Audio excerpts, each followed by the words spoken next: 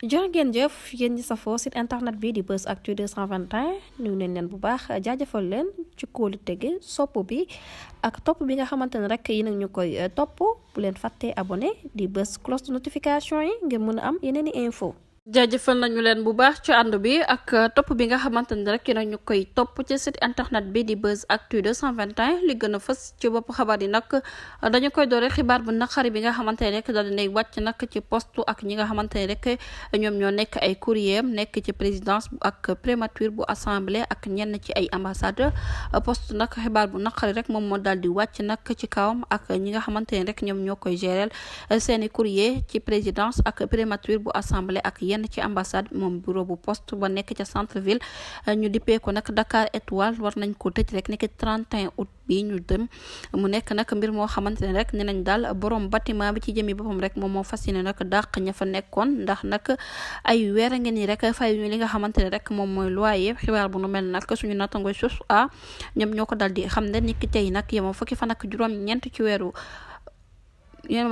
juróom-ñeent ci weeru août ci atum 2024 bu fekkee ne rek revirement nag amatul ne nañ nag lu toll ci juróom-ñaar fukki at ba nëgë ni rek bu ñu mucculee rek boobulee histoire nag dina daal di jeex bu ñu sukkandikoo ci journal bi nag ne nañ boobulee kër dinañu ko daal di tëj maanaam bureau bu poste ba nag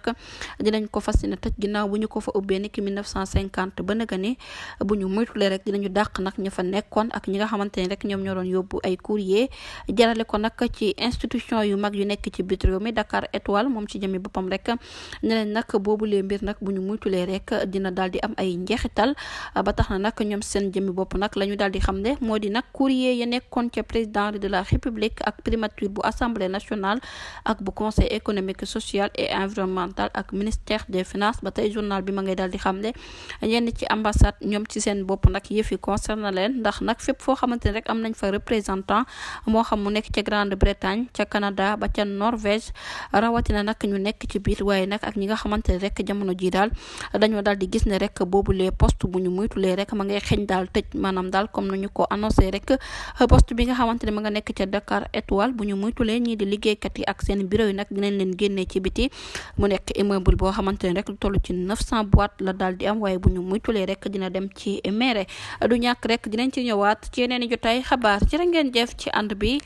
bu leen fàttee abonné bës cloche de notification yi ngi mën a am yeneen i xibaar